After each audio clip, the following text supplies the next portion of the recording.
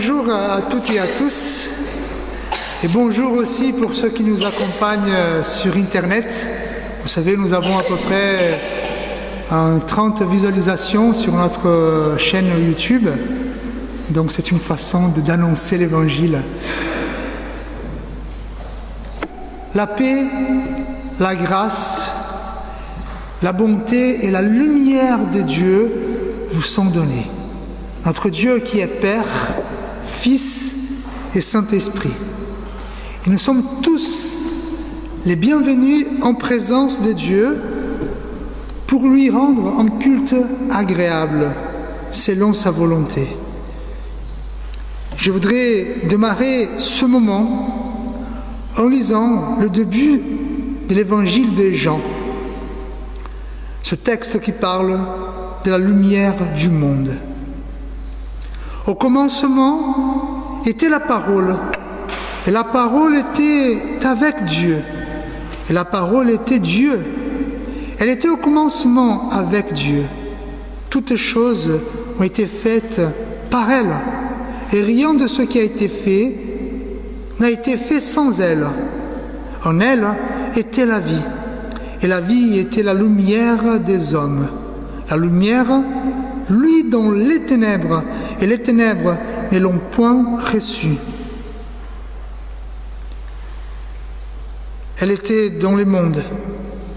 Cette lumière était la véritable lumière qui, en venant dans le monde, éclaire tout homme.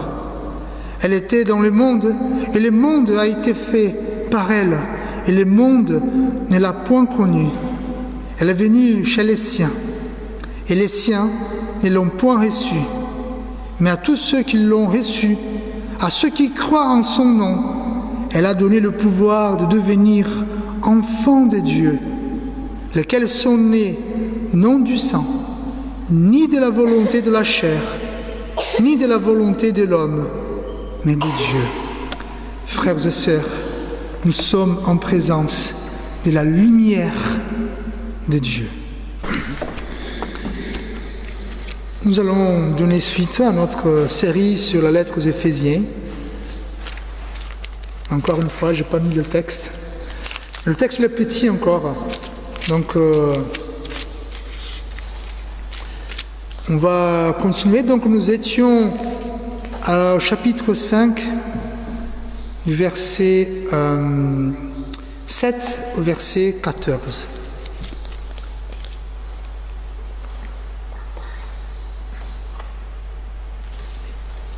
J'ai un enfant de cœur ici avec moi qui m'aide, enfant de cœur protestant. N'ayez donc aucune part avec eux. Autrefois, vous étiez ténèbres, et maintenant vous êtes lumière dans le Seigneur. Marchez comme des enfants de lumière, car les fruits de l'Esprit consistent en toutes sortes de bonté, de justice et de vérité.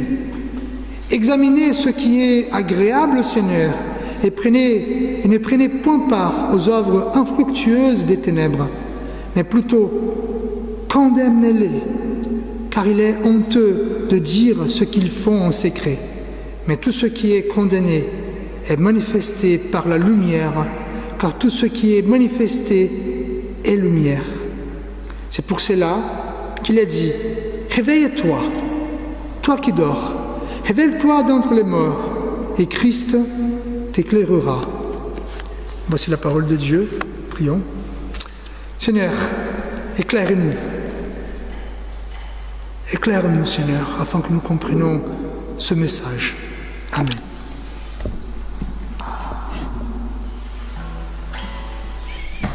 Alors, nous suivons cette marche proposée par l'apôtre Paul, la marche de l'Église, une Église qui est séparée, sanctifiée pour Dieu, qui est adoptée par Dieu, et que Dieu souhaite que cette Église ait une marche selon sa volonté, selon sa vocation et son appel.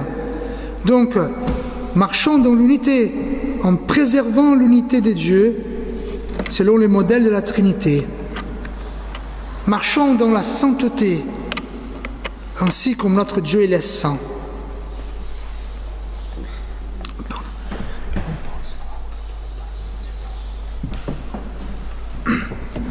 Marchons dans l'amour. Pourquoi? Une façon de manifester la sainteté, les actes de justice. Nous devons aimer nos prochains. D'un amour sacrificiel comme nous avons vu la semaine précédente. Et maintenant, Paul nous invite à marcher dans la lumière. Pourquoi? Parce que marcher dans la lumière plaît à Dieu. Alors, tout le monde, je pense que tous les chrétiens, ils sont d'accord quand on dit que c'est important de marcher dans l'unité. Les chrétiens doivent marcher dans l'unité. Oui, tout le monde va être d'accord. Donc les chrétiens doivent marcher dans la sainteté. Oui, pour être lumière dans le monde, sainteté, une église pure, oui. Encore plus, nous sommes d'accord que l'église doit marcher dans l'amour. Ouais, c'est joli, aimer nos prochains. Et maintenant, Dieu nous invite à marcher dans la lumière. Et là, il y a un petit souci. Pourquoi? Parce que marcher dans la lumière fait peur. Pourquoi? Parce que la lumière, elle divise. La lumière, elle exclut. La lumière, elle sépare. Les ténèbres ne peuvent pas cohabiter avec la lumière. Et en tant que chrétien, pour marcher dans la lumière, parfois il faut exclure, parfois il faut se séparer, parfois il faut diviser. Peut-être, depuis que je suis arrivé au Mas d'Asile, peut-être la prédication la plus sectaire que je peux faire. Peut-être que vous allez dire, Fabio, tu es sectaire, tu es intégriste, mais quand on lit ce texte biblique, on voit que Dieu, Jésus et les apôtres de Christ souhaitent que les chrétiens soient dans la lumière pour être lumière du monde. Jadis, l'Église et les chrétiens étaient connus pour faire contraste avec le monde au niveau moral.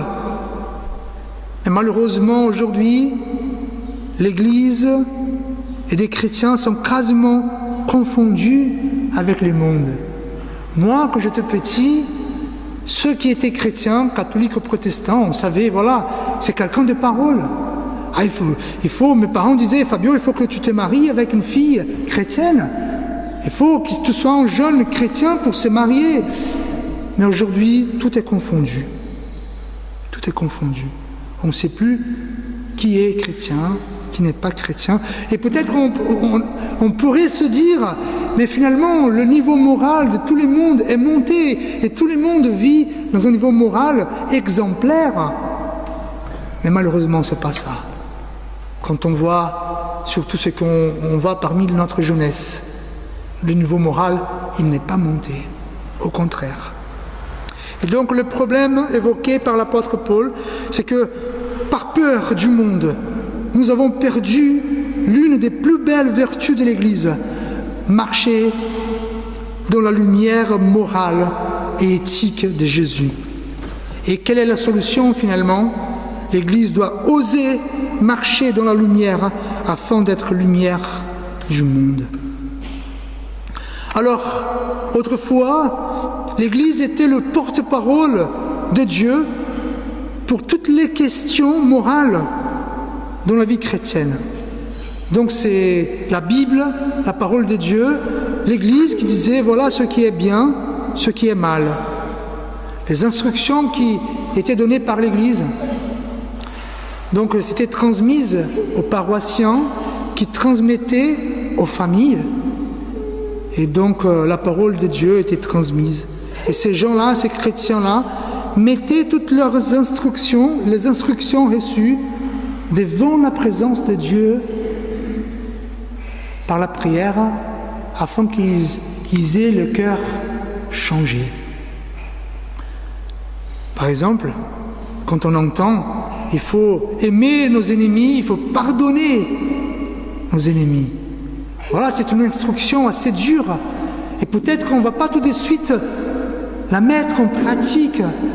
Mais nous allons prendre cette instruction, nous mettre devant la présence de Dieu pour que Dieu fasse cette vérité sortir de l'intellect et descendre jusqu'au cœur. Voilà la vie de piété. Mais, malheureusement, on a décidé de rompre avec l'Église et avec la famille. Et nous sommes devenus des individus isolés. Voilà, basta Église, basta famille, c'est moi pour moi-même.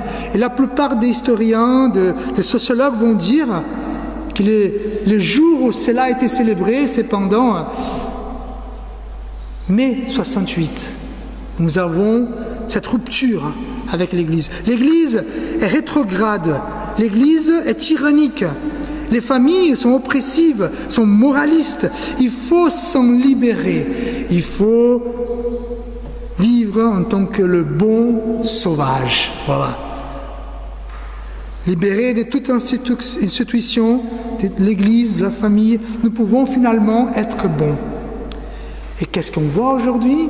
Est-ce que l'homme isolé de l'Église, des familles, sont devenus des bonnes personnes? Non. Et d'où viennent les préceptes moraux qu'avant nous recevions de l'Église et des familles? Nous, en tant qu'Occident, nous avons donné volontairement l'écoute à l'État et au monde. Nous avons donné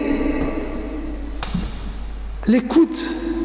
Nous attendons de l'État et du monde des préceptes moraux.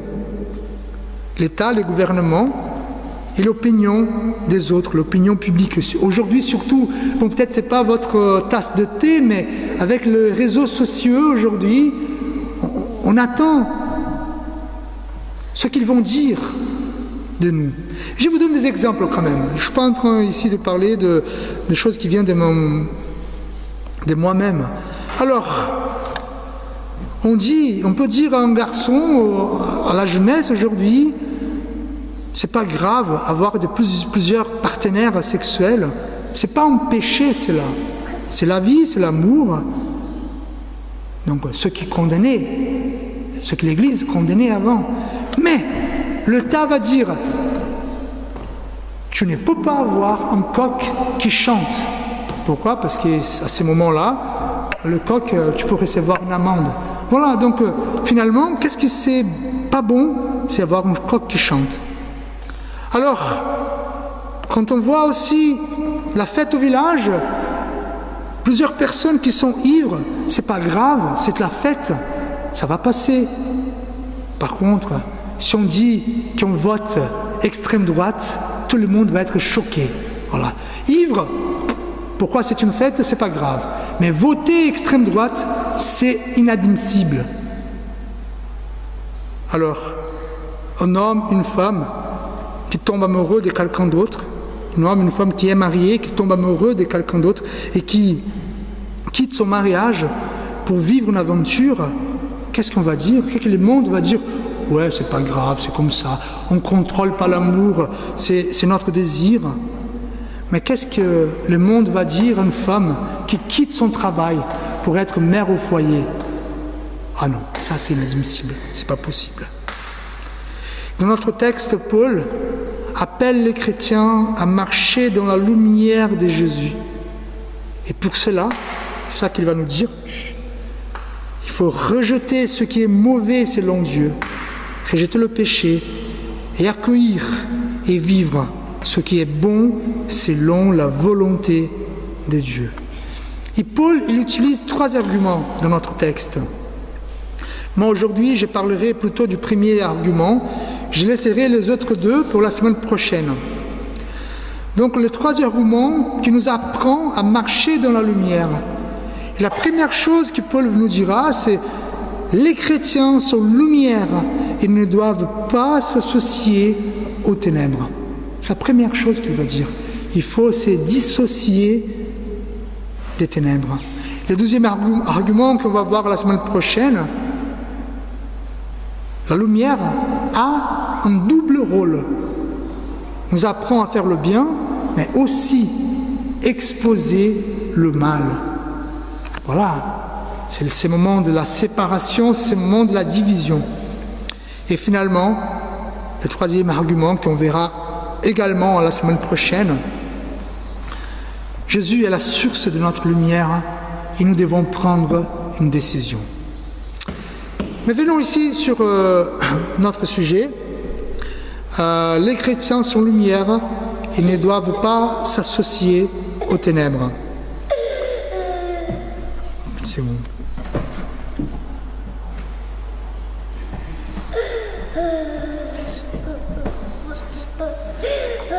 Ouais. Quand Paul dit que les chrétiens sont lumière et ne doivent pas s'associer aux ténèbres, il faut quand même comprendre le...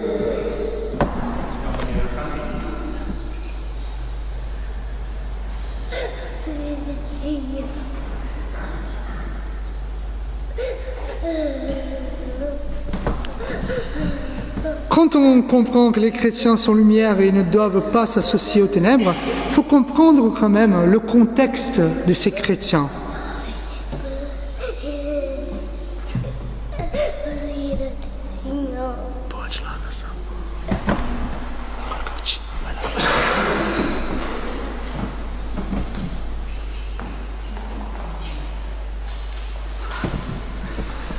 Voilà. Merci Cécile. Alors, voilà le contexte des chrétiens à Éphèse. En fait, ces chrétiens, ils étaient dans un monde païen. C'est pas comme notre cas aujourd'hui, qui nous sommes dans un monde occidental, où il y a quand même des principes, une éthique judéo-chrétienne. Voilà, la famille, ces choses-là. Non, ils étaient dans un monde païen, où il y avait des mœurs reprochables. Il y avait de la violence gratuite, une idolâtrie sans mesure, la sexualisation partout. Il y a même ce qu'on appelle le pater familias, c'était un droit romain. Parfois on va l'associer au patriarcat et c'est pas vrai. Je vous explique. Le pater familias, c'était un droit romain, donc tous les pères de famille avaient ces droits. L'homme de la maison, il était le chef, le patron de tous ceux qui habitaient dans la maison. Sa famille, lui, et aussi les esclaves, les serviteurs qui étaient dans sa maison. Donc il pouvait tuer des gens, il pouvait prendre un esclave, le tuer, il pouvait vendre même ses enfants, il pouvait faire partir sa femme, il pouvait même avoir des rapports avec les esclaves, avec les fils et les filles d'esclaves. Voilà, c'était dans ce contexte-là que les chrétiens d'Éphèse vivaient. Et donc, Paul va dire, il faut être lumière dans ce monde. Et comment être lumière au milieu d'un peuple qui est loin de Dieu et qui ont des œuvres de ténèbres? Et donc Paul va dire d'abord, ne vous associez absolument pas à ceux qui désobéissent à Dieu. Verset 7, n'ayez donc aucune part avec eux. Et donc Paul, il donne un commandement. Ne vous associez pas. Et le mot que Paul va employer exprime une urgence. C'est pas pour demain. C'est pas après les fêtes de Noël. C'est pas après l'anniversaire. C'est pas après résoudre. Non, c'est maintenant qu'il faut se dissocier. Et pour lui, quand il dit aucune part, ça veut dire être partenaire, être complice de la méchanceté de d'autrui. Il faut se dissocier pour maintenant. Évidemment, pour Paul, on peut manger ensemble, on peut fêter ensemble, mais ne pas s'associer aux pratiques infructueuses. Je vous donne un exemple. Et ça arrive à plusieurs reprises. Pensons à une femme battue, voilà, qui est agressée tous les jours, toutes les semaines, tous les mois. Admettons que nous connaissons ce mari qui bat sa femme. Alors admettons que c'est quelqu'un de la famille ou des amis. Ce que Paul est en train de dire, il faut se dissocier. Quand on sait qu'il y a quelque chose, des œuvres de ténèbres, il ne faut pas rester ensemble. Il faut se dissocier. Et je sais, c'est difficile, peut-être ce mari qui frappe sa femme, c'est notre frère, c'est notre fils, c'est notre père. Mais ce que Paul nous demande ici, c'est de s'éloigner. Nous ne devons pas avoir part avec eux. Si nous parlons des femmes battues, c'est un cas classique, mais pensons à la pédophilie. Il y a plusieurs recherches qui disent que la plupart des cas de pédophilie se passent dans la famille. Et donc il faut se dissocier. Ce que Paul lui souhaite, c'est que nous les chrétiens, nous qui vivons dans la lumière, nous ne nous associons pas avec les œuvres des ténèbres. Et l'autre chose que Paul va nous dire, la raison pour laquelle les chrétiens ne peuvent pas s'associer, pourquoi il dit ça? Parce qu'il dit, vous étiez, autrefois vous étiez ténèbres, et maintenant vous êtes lumière dans le Seigneur. Marchez comme des enfants de lumière. Pour Paul, ténèbres, ça veut dire le péché et l'ignorance de la révélation de Dieu. Des gens qui pêchent, qui commettent des péchés et qui ne connaissent pas Dieu. Et Paul dit, avant, oui, nous étions dans le péché et nous ne connaissions pas Dieu, mais nous ne connaissions pas Jésus. Mais maintenant, vous êtes dans la lumière. Vous pouvez avoir une vie pure et vous connaissez Jésus. Vous savez que vous pouvez changer, que Jésus vous donne une autre chance, une autre opportunité de changer de vie. Vous n'êtes plus du royaume des ténèbres. Et donc, qu'est-ce qu'il veut nous dire? Quoi qu'on dise, les ténèbres ne font plus partie de notre vie. C'est bizarre. C'est bizarre pour nous. C'est notre identité, notre nature. Nous sommes des enfants de lumière. Et à chaque fois que nous sommes mêlés, associés aux œuvres des ténèbres, c'est pas normal. Et je vous raconte un exemple personnel. Moi, je joue le foot. Voilà. Jusqu'aujourd'hui. Bientôt, ça va s'arrêter.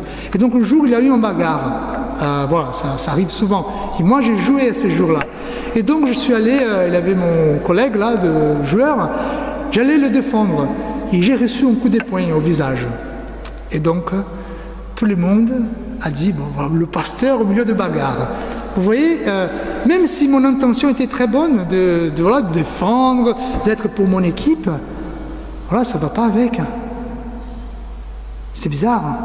Un pasteur au milieu d'une bagarre du foot. C'est pas normal.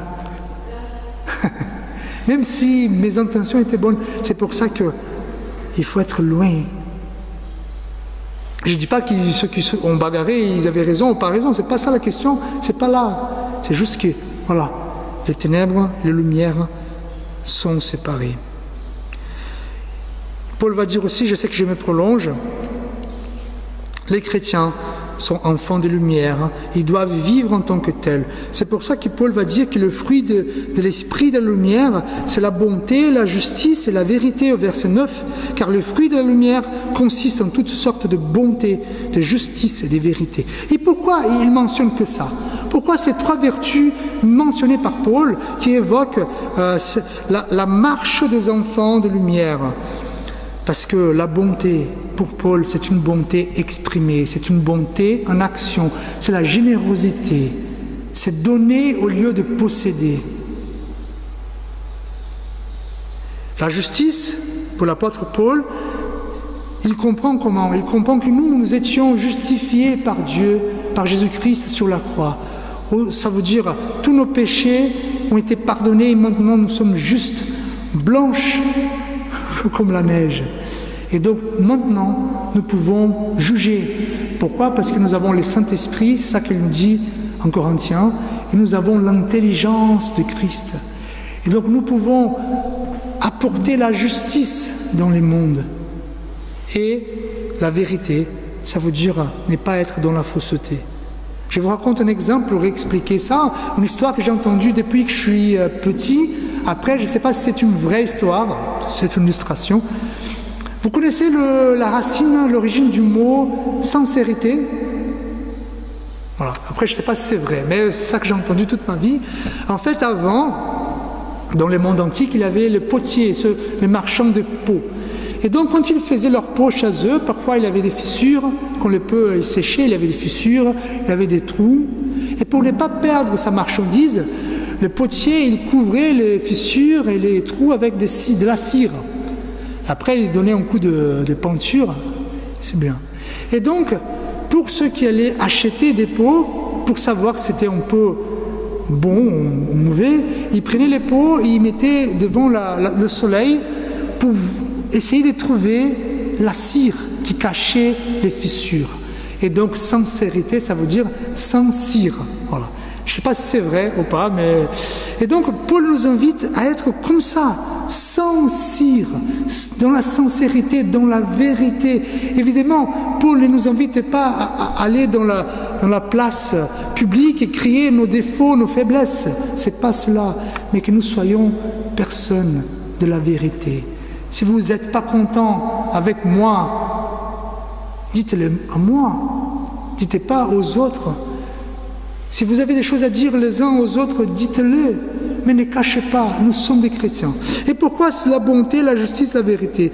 Parce que ces trois vertus, elles ont comme but d'exposer la méchanceté, la bonté expose la méchanceté, la justice expose l'injustice, et la vérité expose la fausseté. Voilà. Alors, je conclue ici. Selon Paul, le fruit de la lumière se manifeste sous toute forme de bonté, justice et vérité. Voilà, Paul nous invite à cette marche. Mais c'est une marche qui est totalement dépendante de la parole de Dieu et du Saint-Esprit. Verset 10. Comme des enfants de la lumière, efforcez-vous de discerner ce qui plaît au Seigneur. Donc, l'exemple que j'aime bien, imaginez que vous avez des enfants qui jouent sous la pluie et dans la boue.